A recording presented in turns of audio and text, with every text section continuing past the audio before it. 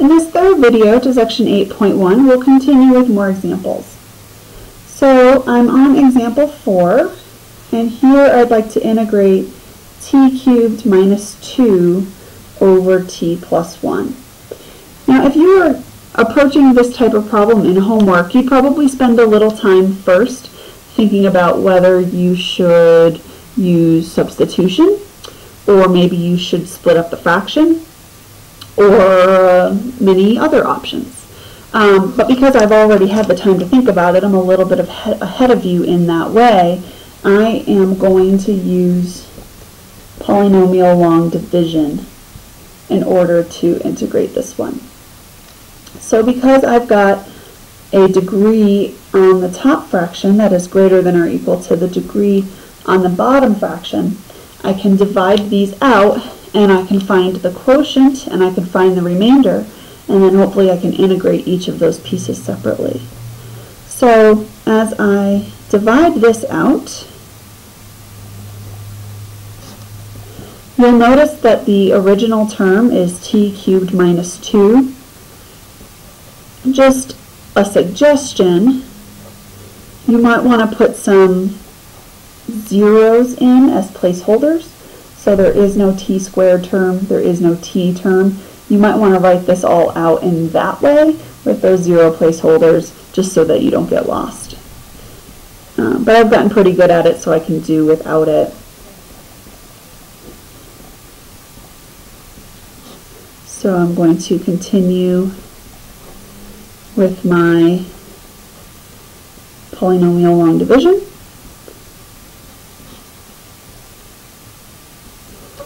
And I've got a remainder there of negative 3 over t plus 1.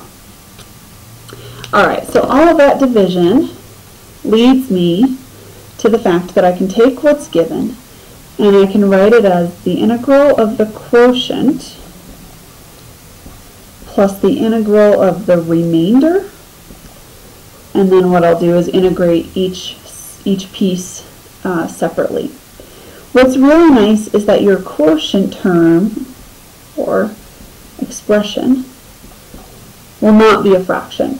In fact, it will just be a polynomial, which are the easiest things to integrate.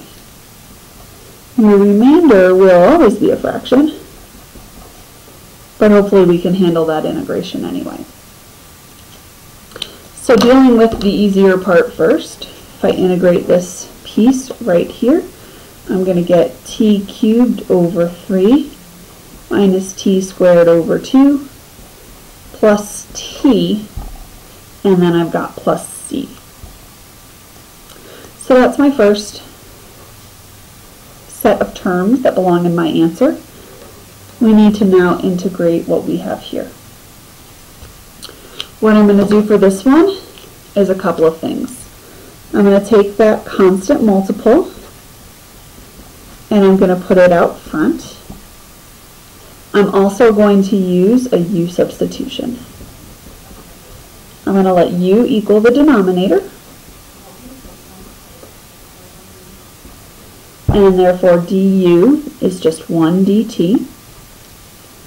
I'm going to substitute everything back in, and I'm once again integrating something to the negative 1 power. So remember when that happens, that it's really just the natural log of the absolute value of that u. Let's resubstitute t plus 1. And then let's take the answer that we had from the first term and the answer that we had from the second term, and let's put it all together. T cubed over 3 minus, sorry, you couldn't see that, t cubed over 3 minus t squared over 2 plus t minus 3 natural log absolute value of t plus 1, and then I only need one constant c at the end. Alright, so we were able to integrate that by dividing and then integrating the quotient and the remainder as separate terms. Coming up next, I've got a completing the square problem.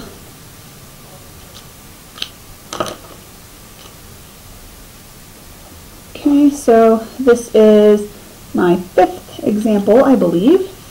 And again, the strategy that I'm going to focus on in this particular example is completing the square. So what I want to integrate is dx over the square root of 27 minus 6x minus x squared.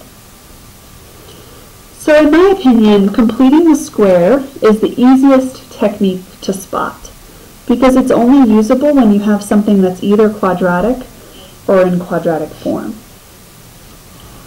So what I'm going to do is I'm going to pull this expression out.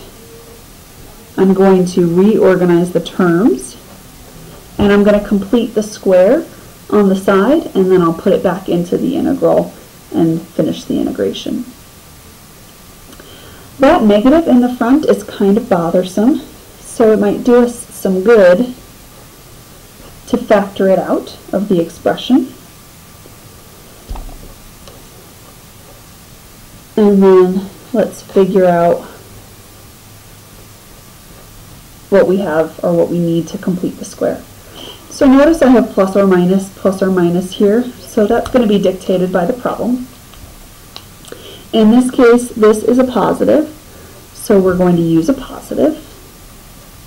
We're going to take half that middle term, and then we're going to figure out what kind of adjustment we need to make here, either adding or subtracting some constant value to get us back to the original expression that we had. So what I'm going to do is I'm actually going to square this out. I'm going to see what constant we have right now, and then I'm going to see what we need to add or subtract to it to adjust. This might be a step that you can do in your head. I'm going to write it out. That negative makes a big difference here, so just watch that. So every other term matches except for the constant. Negative x squared, negative 6x, but I have a negative 9 and I want a 27, so to achieve that I'm going to add 36 to the expression, and that'll do it. So this is my completed square version of what I'd like to have in my integral. So I'm square rooting negative x plus 3 squared plus 36. Alright, now I don't really like that negative in the front, so I'm going to rewrite it as 36 minus x plus 3 quantity squared. And what you'll notice is that if you look at your formula sheet, not necessarily the one that you had on the exam, although maybe, but if you look at one of your formula sheets for all the different trig derivative rules or derivative rules in general, you're going to see that this one follows the format of inverse sine of x. So we just have to figure out how we're going to adjust it based on the added 3 and the 36 values. And it turns out that the inverse sine of x plus 3 over 6 plus c is the correct antiderivative of this expression. You might want to use a u substitution here. That might help a little bit to figure out what goes inside, or you can do a little bit of guessing and checking. Alright, that was number 6. Next and last, we have that multiplying by some version of a fancy 1. You'll notice that every single problem that we did in this section was a fraction. So we're dealing with integrating rational functions and trying to come up with different techniques that make that easier or doable in the first place. So in this case, multiplying by 1 has nothing to do with rationalizing a denominator, but we can still do it. We can still multiply by a conjugate on both the top and the bottom. And so what that will do is it'll give me secant of x plus 1 on the top. On the bottom I'll have to FOIL, but you're going to see that the middle terms are going to all cancel out. So multiplying these, I'll get secant squared x. I'll get a plus secant, a minus secant, and then a minus 1. Now, we really like that because in the bottom, at least, in the denominator, we can use a trig identity to replace secant squared minus 1. And that becomes just tangent squared. Okay, so from here, you need to think about what else can be done. Is it time for a substitution? Is it time to split up the fractions? Polynomial long division is not really a possibility here because it's not a polynomial. But it turns out that splitting up the fractions does work.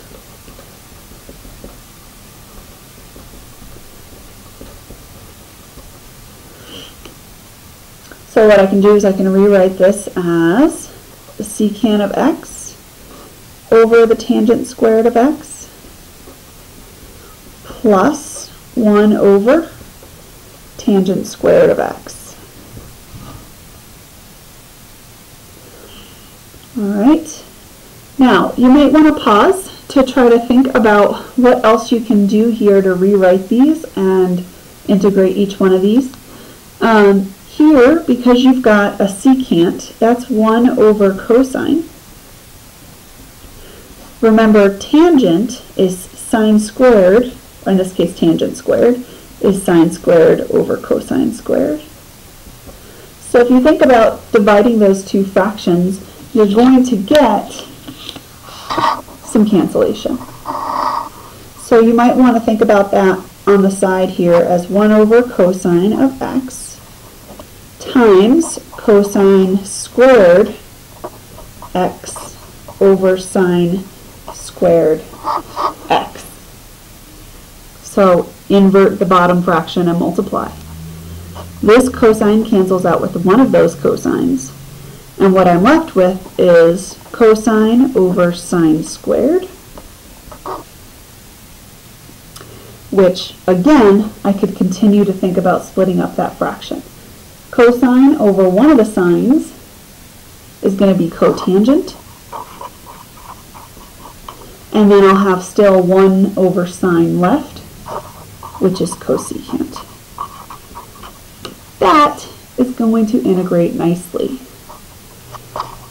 This other term here, 1 over tangent squared, is the same thing as cotangent squared, and that integrates fairly nicely as well.